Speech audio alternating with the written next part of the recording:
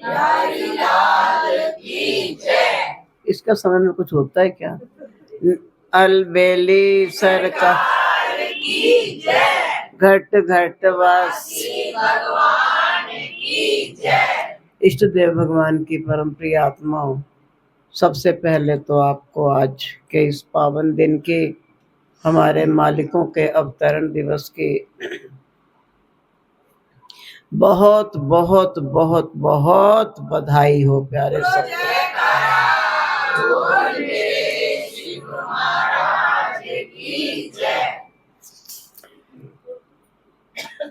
आज हम ऐसे महापुरुषों का अवतरण दिवस मना रहे हैं। अभी बच्चा भी कह रहा था, जो एक वैराग की मूर्ति है। जब इसने ये शब्द कहे कि वैराग की भी मूर्ति है, तो मुझे एक बात याद आ गई।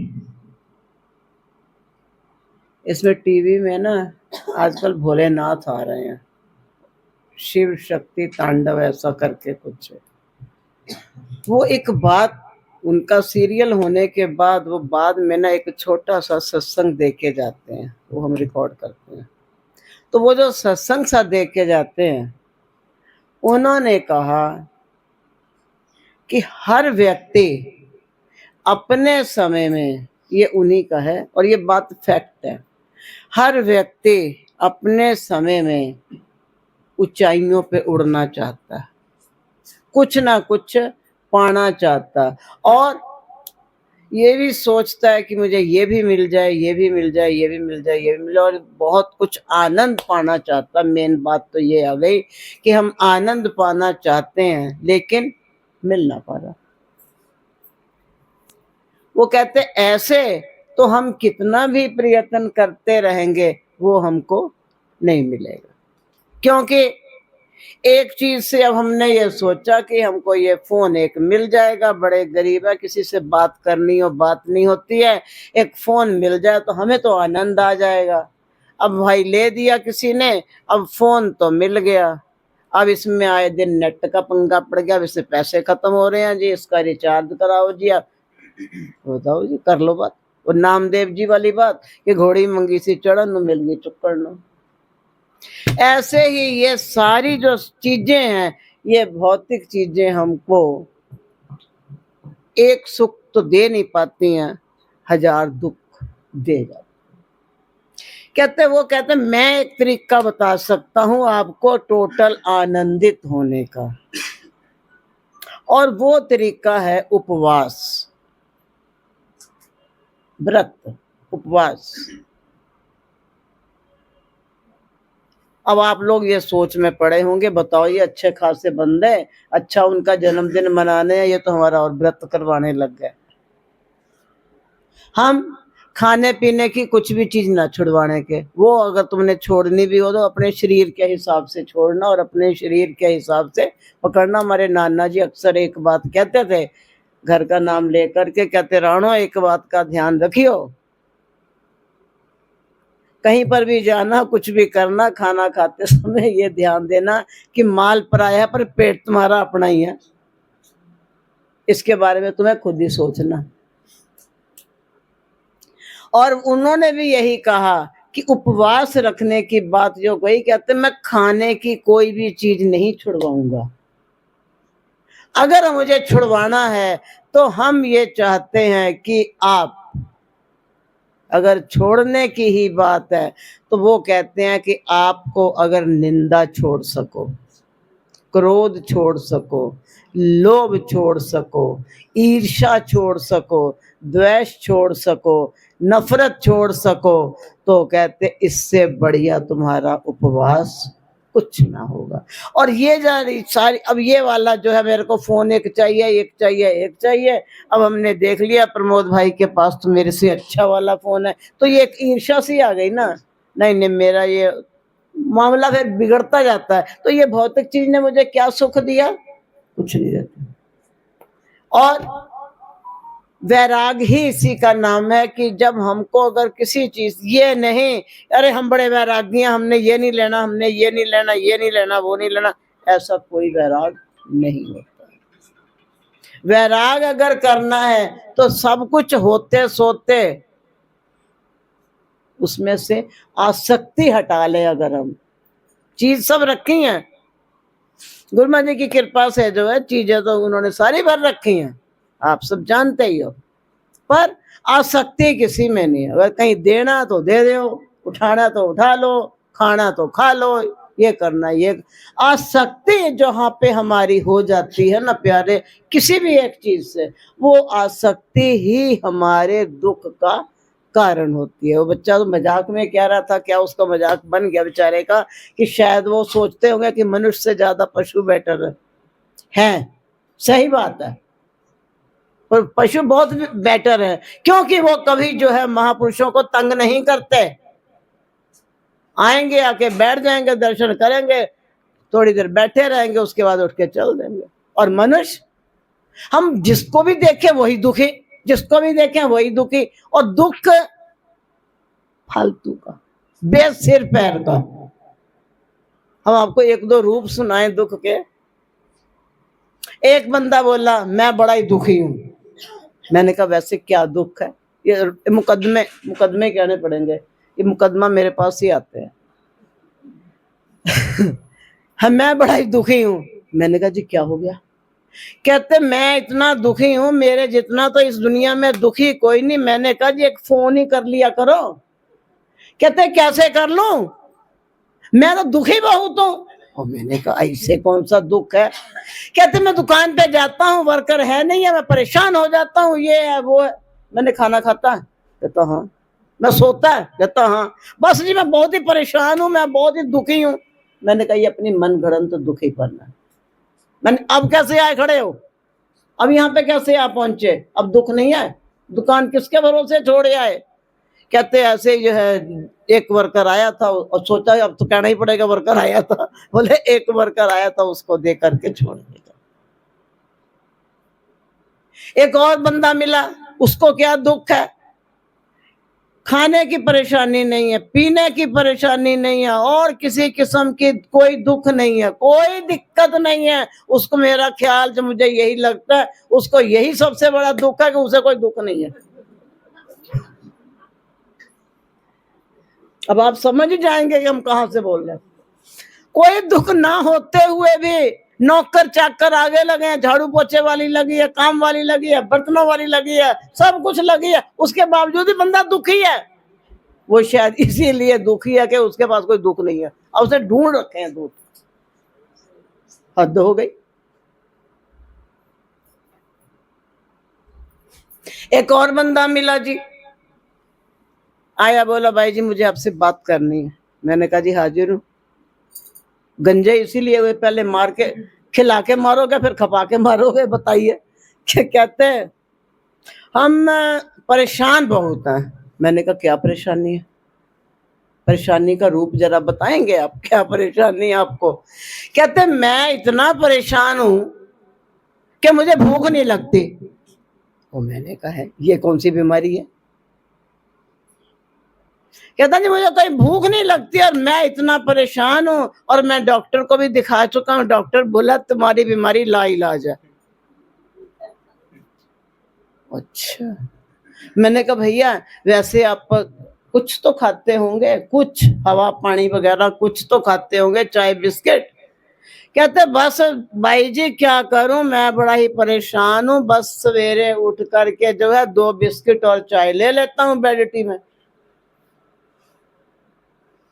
उसके बाद में फिर उठता हूँ, ब्रश व्रश किया, नहाए धोए, पूजा वूजा की, और उसके बाद में जो है फिर नाश्ते में मैं सिर्फ मुश्किल से 2 पराठे खा पाता हूँ, दही सब्जी खा पाता हूँ, 1 गिलास लस्सी का पी पाता हूँ, मुझे भूख ही नहीं लगती, और मैं सबसे बड़ा दुखी हूँ।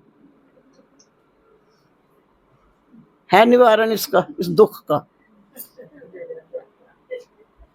मैंने कहा अच्छा फिर? कहता फिर क्या, दोपहर को 10-11 बजे के बीच में जो है 1 प्लेट फ्रूट चाट खा लेता हूँ, और कभी कभी जो है वो फ्रूट चाट नहीं मिलती है तो फिर कुछ और चीज खा लेता हूँ, और बस यही ज्यादातर फ्रूट चाट ही लेता हूँ, या गर्मी है ठंडाई ले ली, या कुछ ले लिया, यही सब ले लेते हैं। भाई जी भूख नहीं लगती। मैंने कहा ये बहुत ही सीरियसली बीमारी है तेरी। और मैंने कहा अच्छा फिर दिन में नहीं खा पाते कुछ क्या? कहते कहाँ, कुछ नहीं मैं खा पाता हूं। मैंने कहा कुछ कुछ? कहता जी बड़ी मुश्किल से 1.5-2 के बीच में जो सिर्फ 4 फुलके लेता हूँ, चावल लेता हूँ, 1 कटोरी सब्जी और 1 कटोरी दाल लेता हूँ, दही वाला रायता लेता हूँ, बस पानी पी लेता हूँ। भाई जी भूख नहीं लगती, सलाद भी ले लेता हूँ।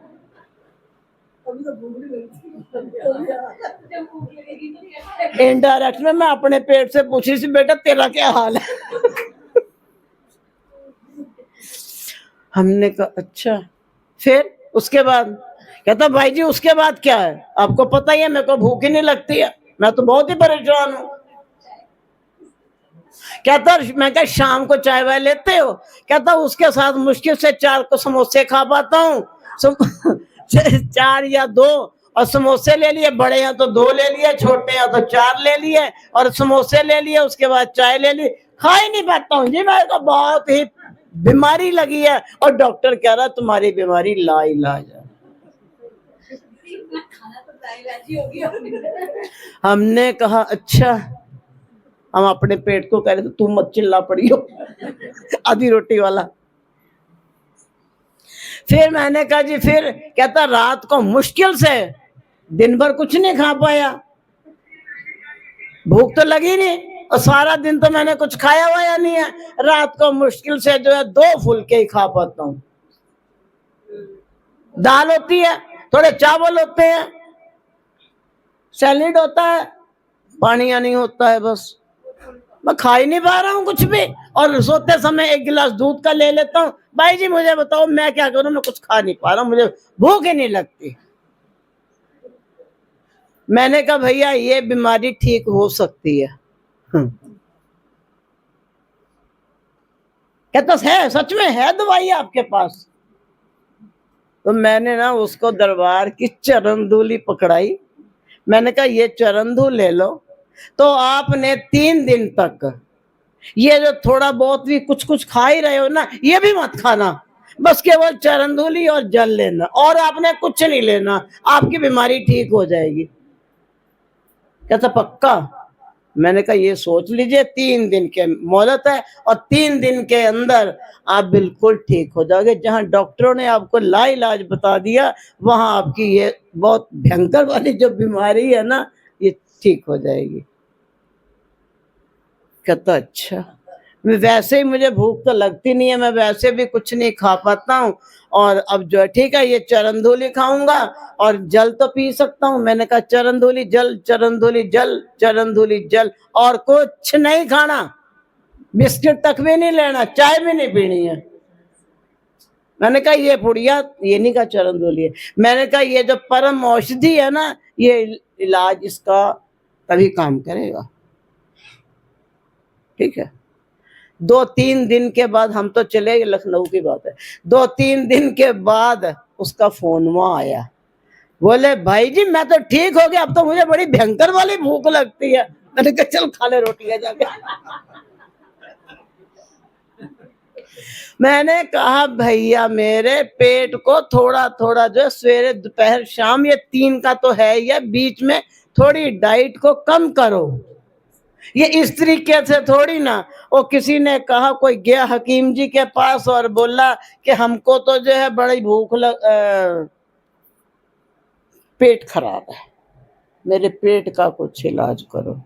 वैद्य जी ने पल्स देखी, वैद्य जी ने कहा भाई देख ऐसा है, तू ये बता तू खाता क्या है? बोला जी महाराज कुछ नहीं, सब्जी रोटी दाल और पानी, और कुछ नहीं। वैद्य जी ने उसको सीधी सरल भाषा में समझाते हुए कहा कि बोले देख बेटा, पेट के होते हैं 4 खाने, एक होता है रोटी चावल का, एक होता है दाल सब्जी का, और एक होता है जो पानी का, और चौथा खाली छोड़ा जाता है श्वास के आने जाने के लिए। वो कहता महाराज मैं तो चारों के चारों खाने रोटियों से भर लेता हूँ। बोला क्यों? फिर कहता जी दाल सब्जी रोटी के साथ लग के चली गई, चावलों के साथ लग के चली गई, अब पानी भी घुसर मुसर के कहीं तो चला ही गया। कहता श्वास की तो मुझे जरूरत ही नहीं आए चाहे ना आए।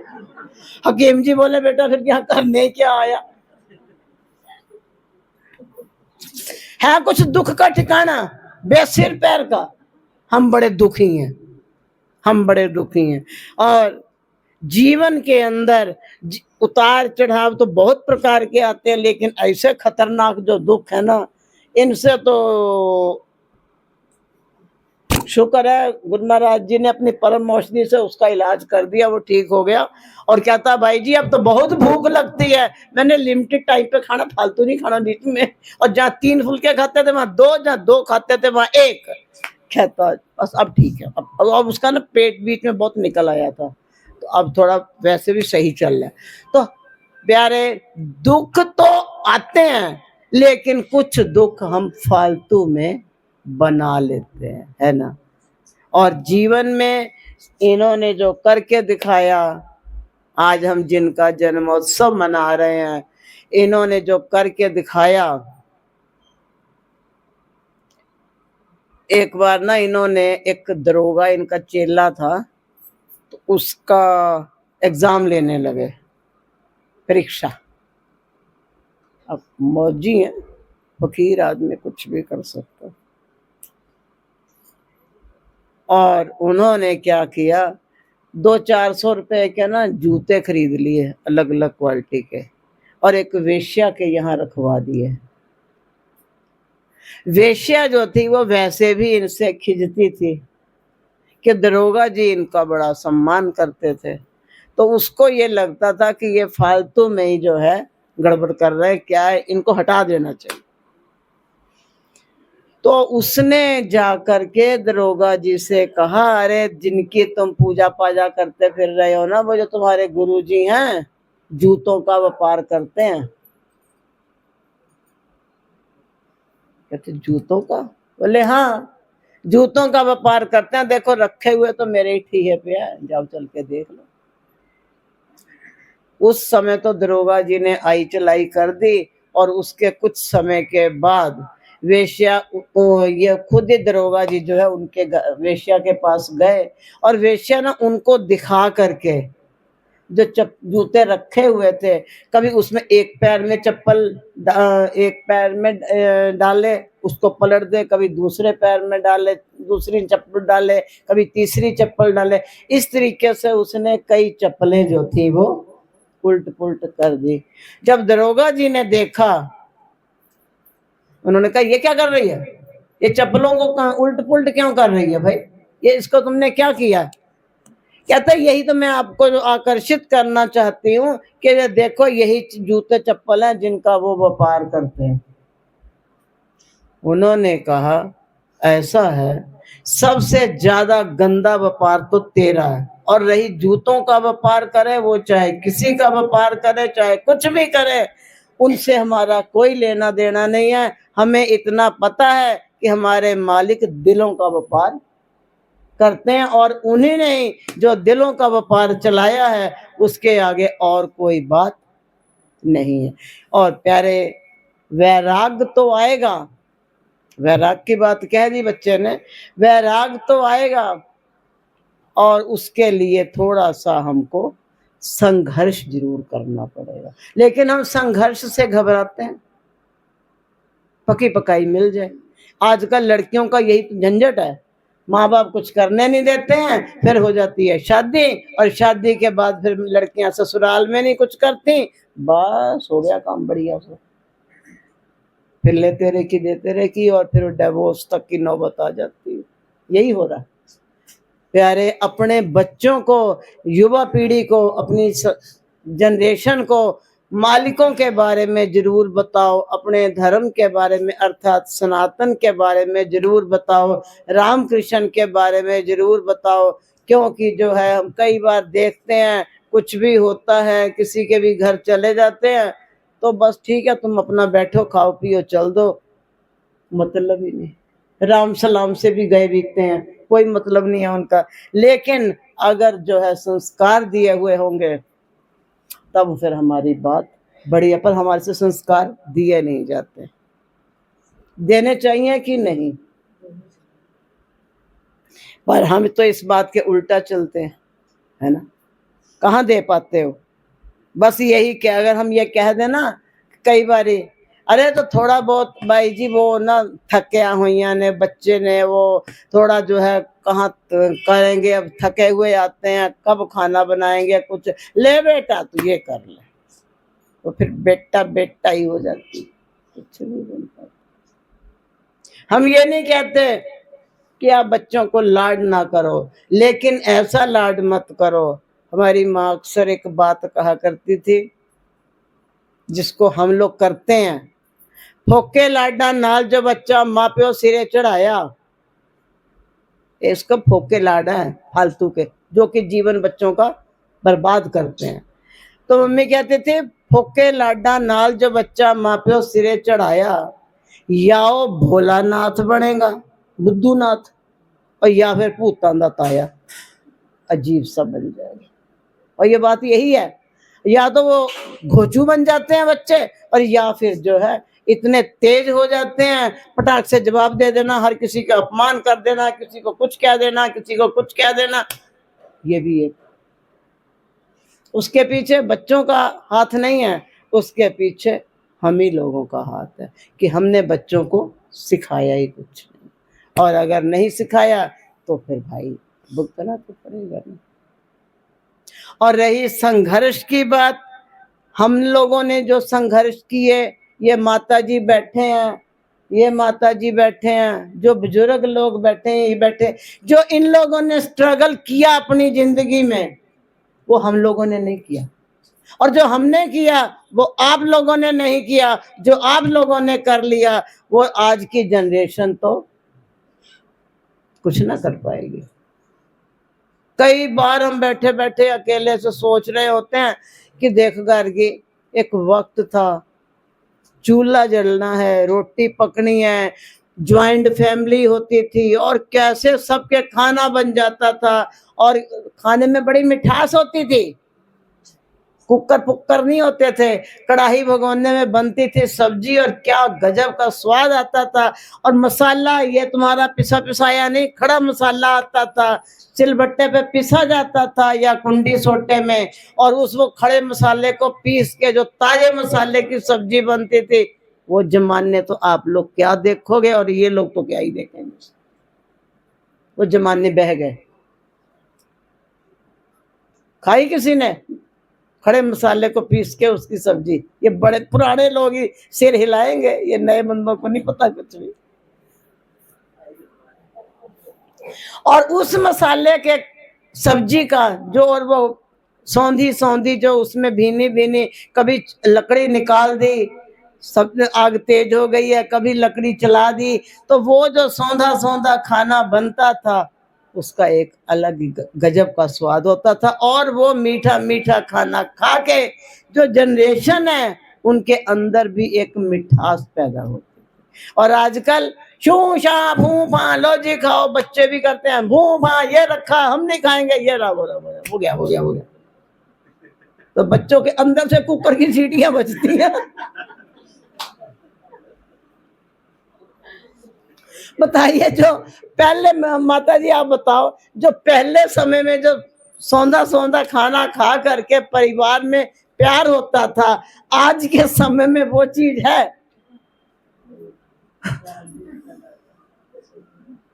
प्यार वो क्या होता है उसका तो पता ही नहीं हमको। बस बल्ला बल्लू चल पड़े फलाने ढिमाके, वो देखो एक और ले बैठा लव अपना, तो ये इसमें कुछ नहीं। प्यारे प्यार दिल से निकाला जाता है, और उसको जो उसके लिए संघर्ष तो करना पड़ेगा, और अगर हमने संघर्ष नहीं किया तो हम फिर कामयाब भी ना हो पाएंगे। कि हो पाओगे? क्योंकि जो है, मान लीजिए मैं यहाँ पे बैठी हूँ और मुझे लग रही है भूख, वैसे तो मुझे भूख की परिभाषा ही नहीं पता, तो अगर मान लो मुझे भूख भूख लग रही है और हमारा खाना खाने का मन है, पर मुझे कुछ करना नहीं और पास में मेरे कोई है नहीं, तो यहाँ बैठे बैठे खाना आएगा कैसे? इतना तो उठ के करना ही पड़ेगा, जाके बनाएंगे जैसा भी, चाहे खिचड़ी बनाए, दलिया बनाए, कुछ भी बनाए तो उसको बनाएंगे और बना करके तभी तो करेंगे। कुछ तो संघर्ष करना पड़ेगा ना, बैठे बैठे खाना लाओ, कहां से लाए, वो आएगी कोई नहीं। गुरु महाराज जी कहेंगे पहले भोग लाओ। लेकिन संघर्ष अगर तुम्हारा सही रहेगा, वो एक बार की बात है, एक जंगल में गीद, जानते हो ना गीदों को, अब तो खत्म ही हो गई हैं। गीदों का एक झुंड रहता था, चलता रहता था उनका।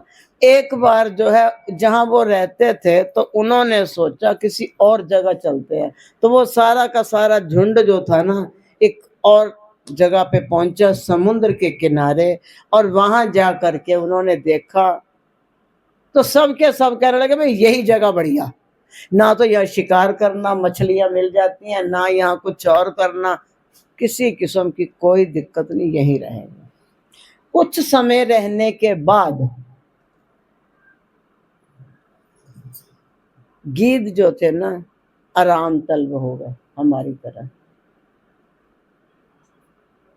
आराम तलब हो गए, और जो है उनके अंदर वो जो थी, अंदर से जो हिम्मत खत्म। प्यारे, एक दिन उन्हीं गिद्धों में एक बुजुर्ग गिद्ध थे, उन्होंने कहा सबको इकट्ठा करके, कहते देखो यार तुम सब लोग ना निष्प्राण हो रखे हो, तुम लोगों के अंदर जो विल पावर है वो जो खत्म हो रखी है, तो कहीं और चलते हैं, ये टापू हम छोड़ देंगे, अब कहीं और चलते हैं, ये जगह सही नहीं है। सब के सब मिलके कहने लगे कि बाबा जी आपका तो बुढ़ापे में हिल गया, हम नहीं जाने वाले कहीं, यही रहेंगे। आपको जाना तो आप जाइए, हम नहीं जाने वाले कहीं भी। तो पर लेकिन वो जो बुजुर्ग वाले गिद्ध थे ना, उसने कहा देख लो मैं अभी भी कह रहा हूं, चलना चाहो तो चल पड़ो, यहां रहने से तुम्हारा शरीर बिल्कुल निष्प्राण हो रखा है, तुम्हारे अंदर से ताकत बिल्कुल खत्म हुई पड़ी है, एक बार उठ के चल पड़ो। कोई नहीं चला, नहीं माने, और वो वाला गिद्ध जो था वो चला गया, वो अकेला ही गया, और इधर जी अपना सब यहीं पे मस्ती मार रहे थे। वे जो टापू में से मछलियां पकड़ते थे, कोई गिरी पड़ी मिल भी जाती थी, खुद भी मिल, कोई उनको दिक्कत नहीं।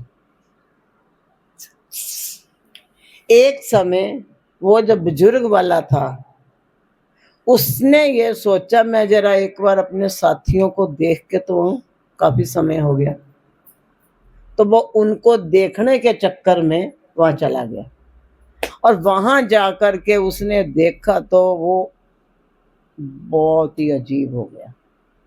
किसी का हाथ पैर कटा पड़ा है, किसी का पंजा टूटा पड़ा है, किसी के पंख कटे पड़े हैं, कोई बेसुध पड़ा है, कोई मरा पड़ा है। भैया वहां पे जितने थे उनमें से एक भी गिद्ध सही नहीं है, कितने अधमरे हुए पड़े हैं।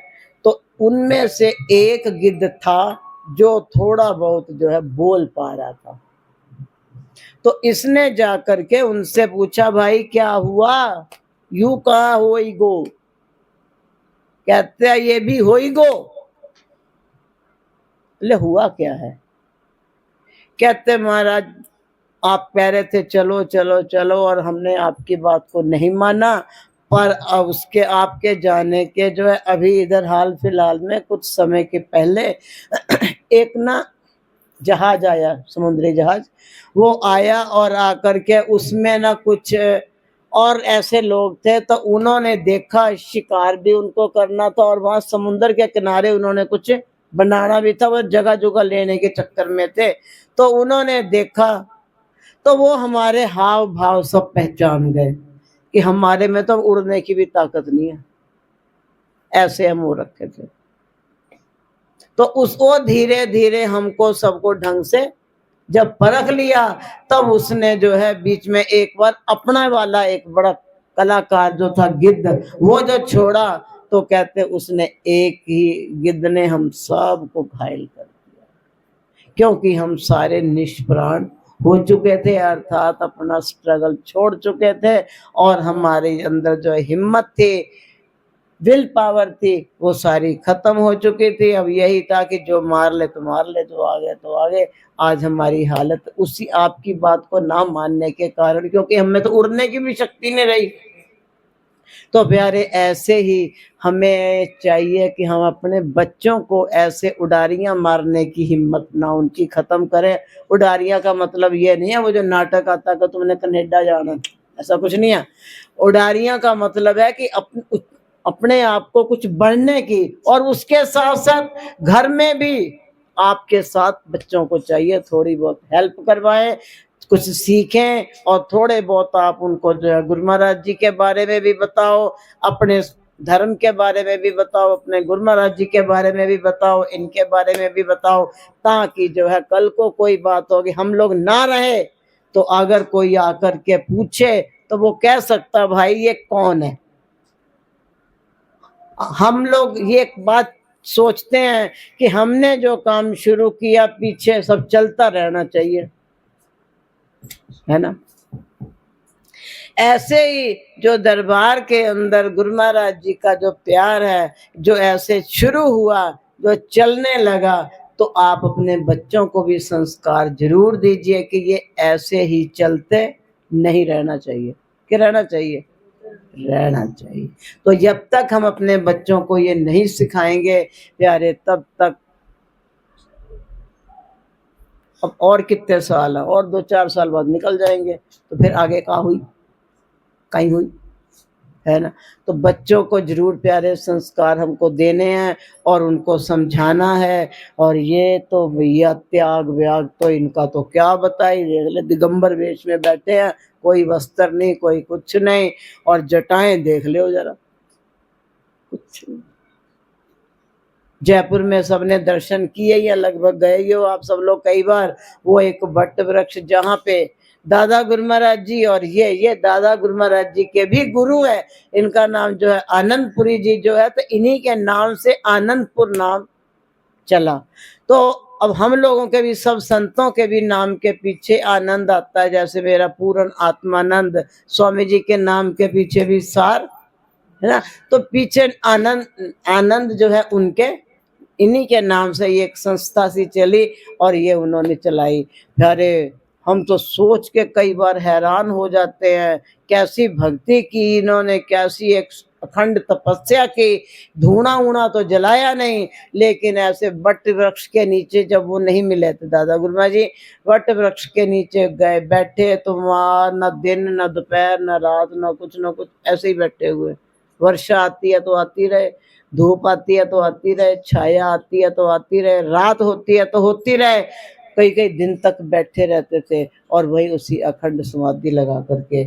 और इन लोगों ने प्यारे थकियां किसके लिए की हैं, हम सब के लिए, है ना। लास्ट में 90 वर्ष की उम्र में इनको भी ये लगा कि ये सब जो चला तो दिया मैंने,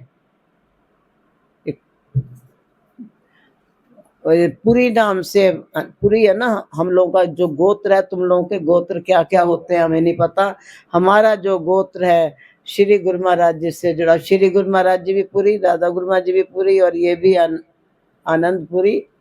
तो ये पुरी जो है यहाँ से हमारा गोत्र भी चला, और अब सबके सब हम जितने संत है गंजू पटेल वो सब पुरी बन जाएंगे, गंजे बनते पुरी बन गए। तो प्यारे इन्होंने इतनी तपस्या की, और तपस्या करने के बाद फिर इनको ये लगा कि अब ये सौंपूं किसको। और ये माँ काली के उपासक थे, उनके जो है बहुत वो करते थे पाठ पूजा वगैरह, वो जो भी करते हैं व्रत दान तप वगैरह।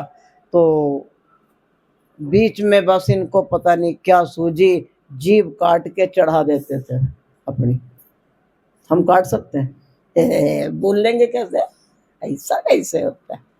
जीभ काट के चढ़ा देनी, जीभ फिर जुड़ जाती थी, फिर काटनी, फिर चढ़ा देनी। इस तरीके से कई बार जब ऐसे हुआ तो आखिरकार माँ प्रकट हो गई। बोले बेटा क्या चाहता है, क्यों तू इतनी थक्की कर रहा है, क्यों तू इतना परेशान हो रहा है। उन्होंने कहा मुझे मेरा वारिस चाहिए, आप मेरे को मेरा कोई वारिस दे दीजिए, क्योंकि जो है मैं ये चाहता हूँ कि ये जो हमने एक पूरी करके चलाया है मामला, तो ये आगे कोई बढ़ाता रहे। तो माता ने कहा चिंता ना कर, बिल्कुल तैयार वारिस तेरा आ रहा है। इस घटना के कुछ समय के बाद ही फिर दादा गुरु महाराज जी और श्री आनंदपुरी जी का मिलन हुआ। दो महान हस्तियां आपस में मिली और इन लोगों ने भी आपस में विचार विमर्श किया कि कलयुग के कबाड़ी लोगों को कैसे पार करें। सच में हम लोग कबाड़ी हैं।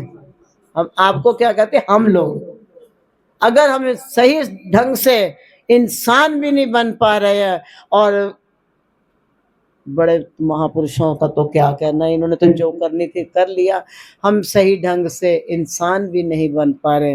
प्यारे, हमको ये चाहिए कि उन्होंने जो हमारे लिए थकियां की हैं, इन्होंने इतनी थकियां की। दादा गुरु महाराज जी ने जंगलों में कितनी तपस्या करके, श्री गुरु महाराज जी ने आगरे में कितना धुआं जला करके, जो है किसके लिए, क्या जरूरत थी इनको, ये तो तैयार थे, पके पकाए थे, बने बनाए थे।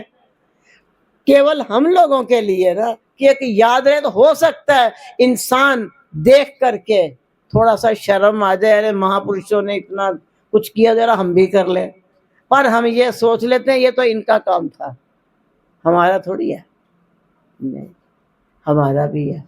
उनका था तो उन्होंने कर लिया, लेकिन हमें भी उनके चरण, ज्यादा मत करो, जीभ मत काटो, जीभ को मौन ही कर लो कुछ समय के लिए। ये भी एक उपवास है। व्रत रख लो कि आज हमने 4 घंटे तक बोलना नहीं है, चाहे हो जाए फिर कुछ भी, चाहे कुछ भी हो जाए, 4 घंटे तक बोलना नहीं। ये भी एक उपवास है। तो प्यारे, कुछ भी अगर हम कर लें तो वैराग को लाने के, वैराग प्राप्त करने के बहुत तरीके हैं, लेकिन हम प्यारे ज्यादा नहीं कहेंगे, हो गया काफी टाइम। आप सब यहाँ पर आए, श्री गुरु महाराज जी के पावन श्री चरण कमलों में आपने हाजिरी लगाई। इस प्यारी सी सरकार जिन्होंने इतना सा खोला है, परिवार बनाया है छोटा सा, और इन सब के आशीर्वाद लेने के लिए आप सब आए हैं। श्री गुरु महाराज जी आप सबकी सेवा स्वीकार करें, आप सबकी हाजिरी को प्रवान करें, और आप सबको अपना आशीर्वाद और कृपा के साथ सराबोर करे। बोलो जयकारा,